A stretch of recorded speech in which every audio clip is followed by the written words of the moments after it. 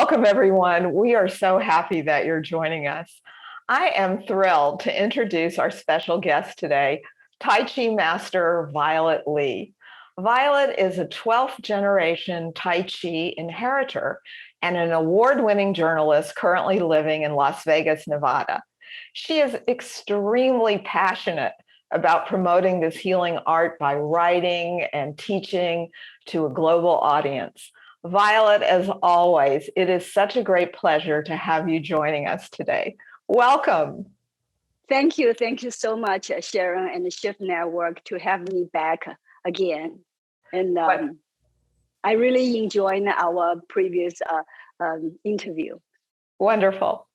So, Violet, you have a very interesting title as a 12th generation Tai Chi inheritor. And you're one of the few women in America known as a Tai Chi master. I'm sure our audience would love to hear a little bit about your background and what these titles actually mean. Sure. Thanks for asking the question. And Tai Chi Chuan, and it's a healing art as well as a martial art. Yes, you heard me correctly. It is a martial art. In the martial art area, and there is a so-called discipleship system. And it's not like everybody, you're a student of someone and that person's disciple. And especially nowadays, a teacher can teach many, many students. And I'm very, very fortunate.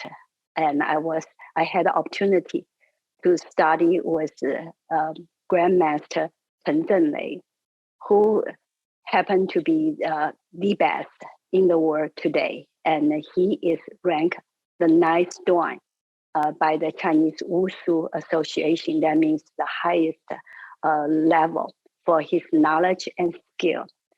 And I started my journey on Tai Chi Chuan about 20 years ago.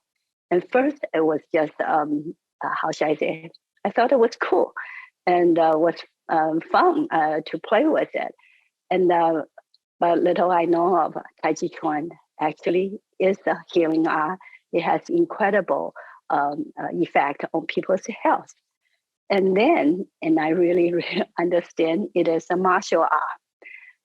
I'm very fortunate, as I mentioned, and I took a lot of private lessons with my teacher, Grandmaster Chen Zhenlei, and also a lot of, other group lessons and training and so forth. So finally, and he thought I was sincere enough. I was serious enough about the art, and he accepted me as his indoor disciple. And like I say, I'm very fortunate. And Tai Chi Chuan is a martial art, as I mentioned. And Sharon is right. And a lot of women don't like to practice it because it's a martial art, right?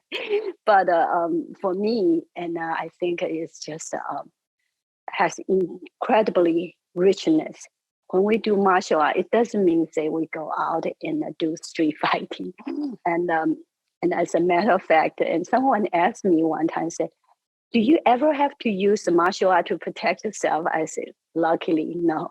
And especially nowadays, a lot of people have knife and guns. So yeah, if I'm in a confrontation situation, and I would try to talk my way out, or just walk away, right? And yeah, it is very interesting to learn the art. The art is very profound. Someone once stated, Tai Chi Chuan, learning Tai Chi Chuan is peeling the onion, and that there are so many layers of it. And some people, they thought they got it, and by just learning a couple of years. But then when they continued to learn it, they found it it's so rich. And yes, and but it's also because its richness and really draws me into it. However, you don't have to get to a very high level really to realize the benefit of practicing Tai Chi. And many people, and they learn Tai Chi just for 6 months, but they practice diligently. and they have a huge health benefit. And many of the scientific studies can prove that. And but if you are like me and then you just want to learn more about the culture and the philosophy behind it, and also all these very intricate maneuvering, and then you know what, your journey can be just a lifetime one. Thank you for that. So I have one question that is just for my own curiosity, and that is about this the levels of student teacher relationship. So you became a disciple of your master, but many students, as you said, they never become disciples. You become an indoor disciple. What does that mean when you are involved with the Tai Chi philosophy and the form and the whole culture to the level that you become a disciple? What does that actually mean? And what is an indoor student versus an outdoor student? Excellent question. And it kind of depends on the individual grandmasters or masters, how they decided to take someone in as a disciple. And for my teacher, first of all, we have to be passionate about the art, and we're willing to promote the art. But he's not like say, oh, show me each year how many students you have taught and where they are, all those kinds of things. No, it is not. And you are passionate about the art, and you're willing to promote the art, and you don't use the martial art, to beat up your neighbor or someone like that. So you don't use that as a weapon. And in the Tai Chi Chuan, there is a saying called Wu De. Wu means martial, De means ethics. And there is so-called the martial ethics. And to my teacher, a person with Wu De is very important. And you don't just boast it, oh, I'm the best, I'm trying to beat everybody up. And that's not a good characteristic of any true martial art or Tai Chi practitioner. And one thing we learned, and we need to be humble. And as a matter of fact, and a very famous Tai Chi Chuan classics is called the Illustrated Tai Chi Canon. And at the very beginning, and it was saying, if you want to learn this art, you need to be humble. And I think in the West, there is a saying, when you're ready, the teacher appears. So if we always think, have a big ego, I'm always right, then it's very difficult to learn the art. So for my teacher, and as I mentioned, he probably is the best in the world, and he has taught people probably 250,000 around the world, and kind of in person. Of course, many is in the group class, a large setting, but he doesn't take everyone as his disciple. You really have to demonstrate your knowledge about the art and your passion about it. So that's the way my school does. And then there are other instructors or master. They may have their own standard. However, I want to say overall, probably many of the masters abide by to the same philosophy and subscribe to the same notion. Yeah. Thank you for that. So to go back to something that you just mentioned, in the last several years, your teaching has moved online and your audience has expanded to include students from all over the planet who have different lifestyles, physical issues, and other challenges. And you were talking about how people can get benefit from Tai Chi from just practicing, regularly and diligently for even just 6 months. And I'm just wondering what kind of benefits have these students from all over the world experienced through practicing Tai Chi? I mean, I'm sure that you've heard from them. And like, Yes. what kinds of stories do they tell about how their Tai Chi practice has helped them? Well, that's actually is a very good question, and you probably remember, and in March 2020, and then when the pandemic started and it got really bad, so I decided to spend my own resources and offer online Tai Chi teaching to the world, and I did that for a year, and that time there are people from at least 40 different countries and attended, and sometimes each episode has more than 10,000 people watching it. And they share many of their thoughts with me, and their feedback. It was just overwhelming. And they told me, and first of all, they become much calmer, and their anxiety and reduced. As you know, COVID makes everybody very anxious, and so Tai Chi Chuan right away put people to ease. So that's great. And people told me their chronic pains were gone, and people told me they don't need to take medicines anymore for certain issues. And then some say, their diabetes getting better, it's under control. They don't even need to have medicine. And then not to mention the hypertension, all those kind of issues. And some people say they're balancing much better. They're a lot more balance, and then so when they go out, and that they feel more comfortable. And then some people simply say, you know what, I sleep much better now. I don't wake up during the night, and I those are precious. You mean when I say precious, is they share very personal information with me, and then that's great. And that reinforced my devotion to the art, because I know it works. Of course, um, even like medicine, you have to take it right for it to work. And the Tai Chi Chuan, you definitely have to do it and for it to work. And but unlike medicine, it doesn't have side effects, and that's the beauty of it. It does not have side effects, but it's your own time, and you have to decide that, yes, I work myself. I need to invest in my own health by spending not too much, maybe 30 or 40 minutes each time, and 3 or 4 times each week. Then you will see the amazing results. Uh-huh.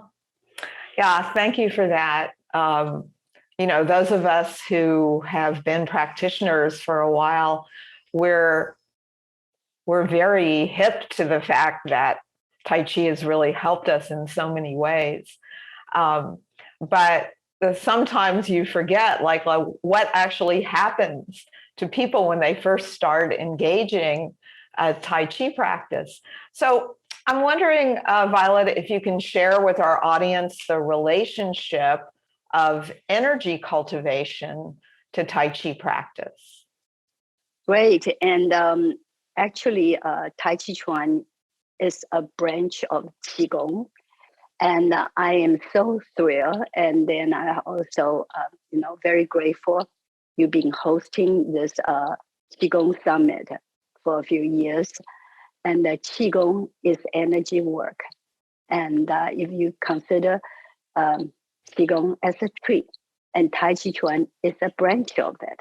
And there are some other energy work, for example, like yoga and Reiki and something else. And Tai Chi Chuan is a branch of it, because it does increase our energy level and balance our so-called yin and yang energy within ourselves. And that's very, very important. And of course, the difference between the general Qigong and Tai Chi Chuan is general Qigong, for most part, does not have so-called martial art applications, no martial art intent. But Tai Chi Chuan is unique. It can improve the health, and it also can help us to do self-defense. Mhm. Yeah. So, what are the 4 basic Tai Chi movements? That's very good. As I mentioned in the Tai Chi Chuan, it is a martial art, and then it's healing art, and there are 4 important movements, and I'm glad and I'm invited back, and because the first year I was here, I was teaching so-called the silk reeling. That's the foundation of all Tai Chi Chuan. And last year, I talked about the secret of Tai Chi Chuan. And then it's very important. We need to have so-called proper, how should I say, body alignment. And then we shift body weight correctly. And then we fold our hip joint because they can create a lot of positive energy, and as well as increase the martial art aspect of the capability. So today I want to share with you the 4 basic movements. And again, thinking about the silk reeling, because it does have silk reeling in it. And then it utilize the secret I share with you all last time. So the 4 basic movements is called Peng Lü Ji An. Peng, a simple translation is ward off. Lü means roll back. And one thing about Tai Chi Chuan is, it's more a defensive form of martial art than offensive. So Lü is perfect. It's you borrowing the incoming force when people attack you, and you redirect it, and it's rolling the energy back. So it's Lü. Ji is a squeeze. You're turning your body around just like the door jam, and then you can avoid a lot of, like the incoming force. If people coming this way and I turn, so I avoid it, right? And an is there are 2 translations for it. One is called a press, and then you use both arms, and then your energy coming from your body and also from the ground, and then you shove the opponent away. And these 4 movements are used again and again in all the Tai Chi Chuan forms. And a lot of time I like to use an analogy. Tai Chi Chuan is like playing Legos. And there are little building blocks. When you look at Lego, even though they can build a castle or whatever, and battleship and gardens and all those kind of things, but the basic pieces, they're pretty much the same, right? It's just how you combine them together. And with Tai Chi Chuan, like I said, there are these 4 basic important movements. When we combine them differently, and the sequencing them differently, and choreograph them differently, voila, now you got a form. And like Yang style, you have 108 movements, right? And then with Chen style, the longest form is 84 movements. So again, when you know these 4 movements, and then you look at and the videos, and you see all the masters and grandmasters playing, you can identify these 4 movements, and they are there. It's very important. Yeah. Thank you. Well, now it would be wonderful for our audience if you could teach us these movements, demonstrate them for us, and enlighten us about their energetic structure and their benefits and all those good, juicy things. Wonderful. The first year I share with you so-called silk reeling, and silk reeling is really the fundamental of all Tai Chi Chuan. And I understand some of the styles, they may not mention about it, but actually It is in the forms. And the silk grilling is not just the hands, the wrist, elbow, shoulder. It's also in our, how should I say, the command center, the core, the hip joints, the knees, as well as ankles. And last year, I shared with you the importance of the, how should I say, the quad folding. I call it the secret of good Tai Chi. And today, I want to share with you so-called 四正手, the four basic hands. And I don't think that's a very good name for it, because this is more than just the hand. And what we are trying to do is using so-called four different kind of energy throughout any form practice, and to render the energies and in a different way. There are four different ways. One is called ward off or pong, the pong energy. Second one, 捋, roll back. And so we're borrowing the incoming force and roll it back. We don't need to spend our own energy, and then we're just borrowing the incoming force.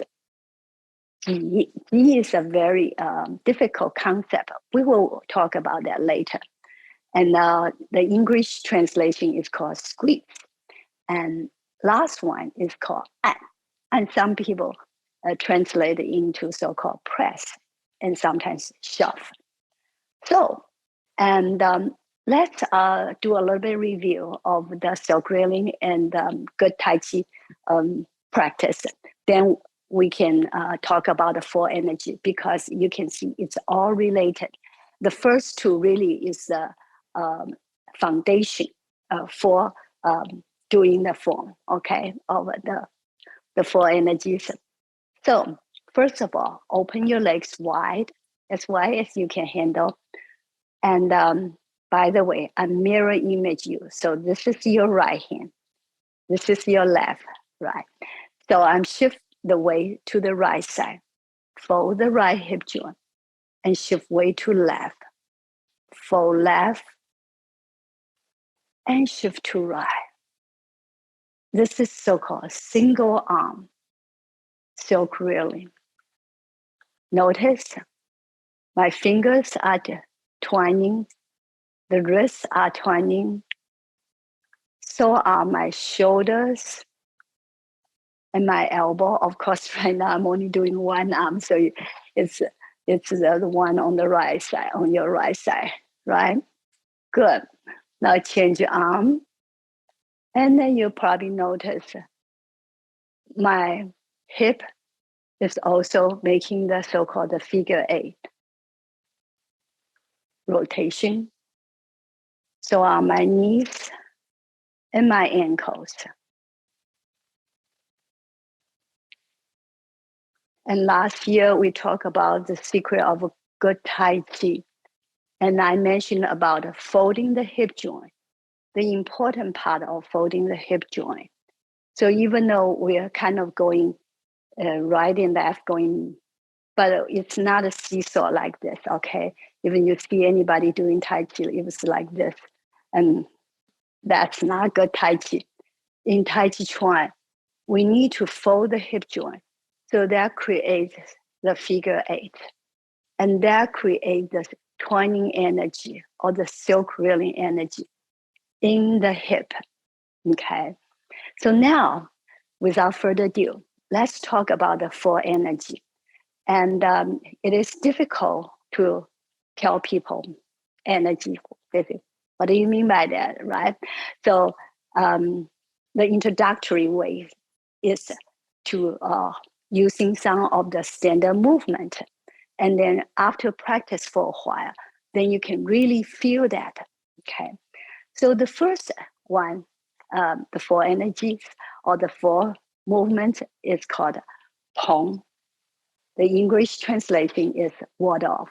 And there is another translation, it's called buoyancy. The buoyancy actually is talking about the whole body thing. You feel, just like a balloon, you You blow the air into it and really, really flow. So it expands. So it's not collapse. So it with the buoyancy. So your body, it's well positioned. And the second one is Lü. The translation is roll back. And there are so-called downward roll back. And there are lateral and there are upward roll back. But for the standard practice, we do the downward roll back. Next one is Ji. Ji is squeeze. That probably is the hardest one. And I show you in a minute, okay? And last but not least is called An, press.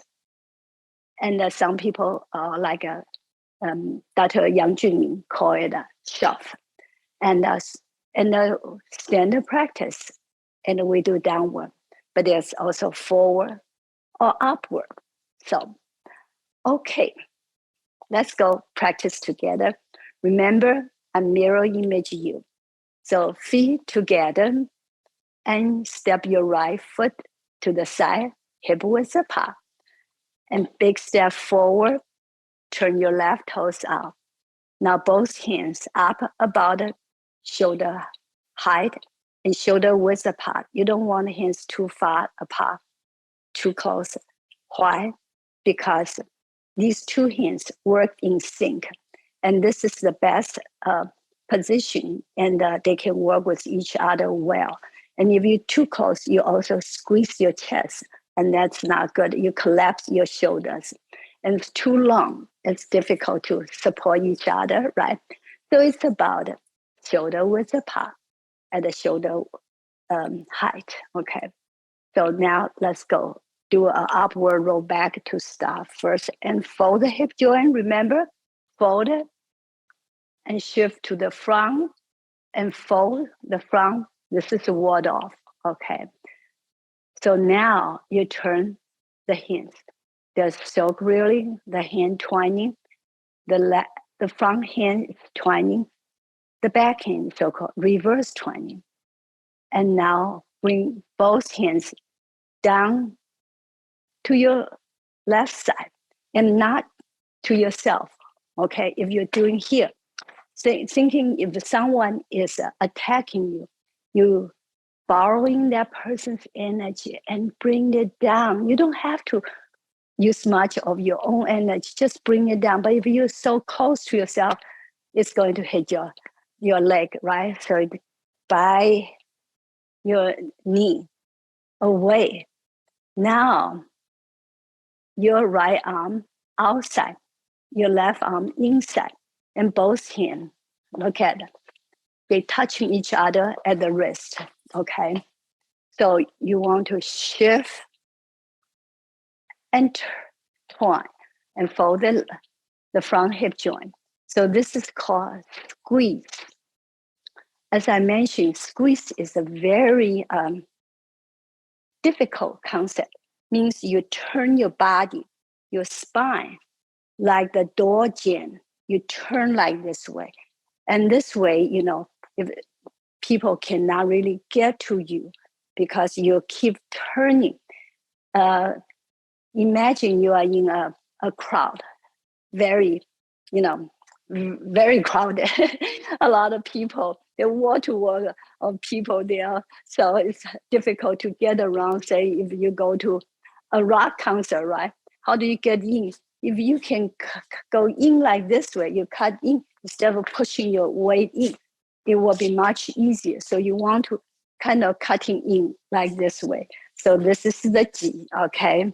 And it's not necessary you have the arm movement, but the important part is your spine is doing the rotation, okay?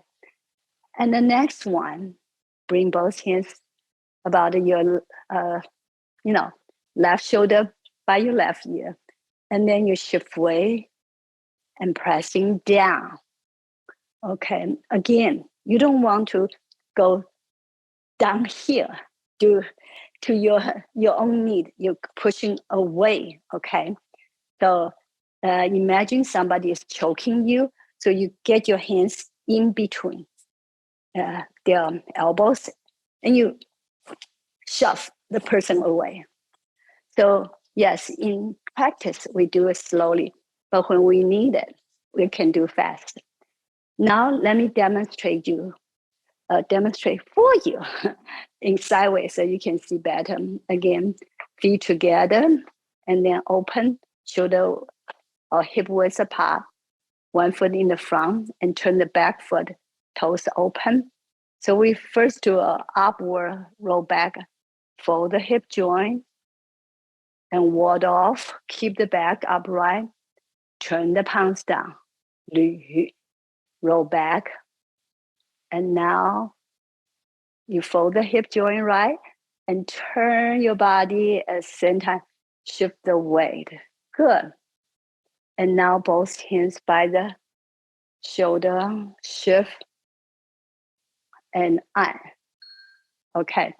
So now let me do it for you on the other side. And feet together, then open. First, ward off and roll back and squeeze.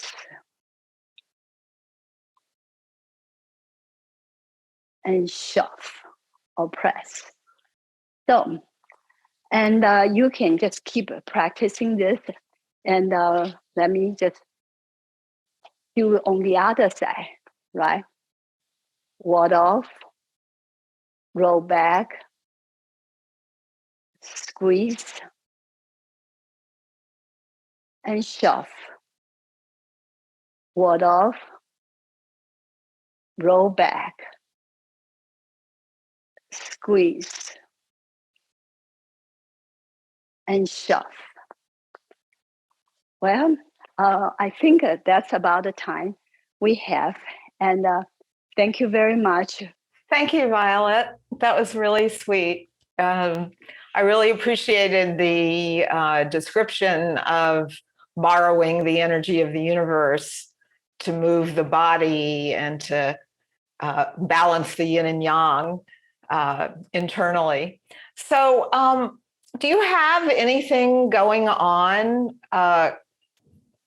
coming up that you'd like to share with our listeners? A workshop or an online event or a book or a new program?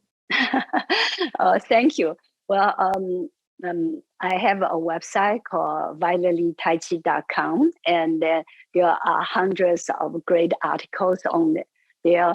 And a lot of time people go back to look at the archive articles, and then they will continue to have new articles published there. And be a subscriber and learn it first, okay? And then my personal website is violet.com. It sounds pretty similar because I'm not very creative as far as to get a name out. And so on my website, you see, and currently I have a few lessons, programs I'm offering, and there will be some new ones coming up. And so again, if you would like to a subscriber, if there's a new class or new program, and some are free, some yes are paid lessons, and you will be notified. And at the same time, I'm invited back to St. Louis, Missouri, to be in charge of the how should I say, Chinese Culture Day, and I'll be in charge of the Tai Chi program of the Chinese Culture Day. So I'll be there performing and teaching. And if you happen to be around that place and come visit and then say hi, and we can say hi to each other. And I don't know, and there are so many things in the pipe, so to speak, and sound like maybe premature. So I do not say that yet. So actually, Violet, I'm sorry, where is this Chinese Culture Day? I missed the location. Oh, it's in the St. Louis, Missouri Botanical Garden. It's in St. Louis, Missouri. St. Louis, Missouri. Cool. Yes. That's awesome. And you used to live in St. Louis, as I recall. Yes, I lived there for 13 some years. And but now I'm in Las Vegas. So if anyone ever come to Vegas, and let me know. Yeah. Great. So thank you so much, Violet, for sharing your wisdom and your experience and your Tai Chi enthusiasm with our audience. And thanks to all of you out there in the Shift Network audience for listening. And I'll see you soon. Well, thank you again very much for having me.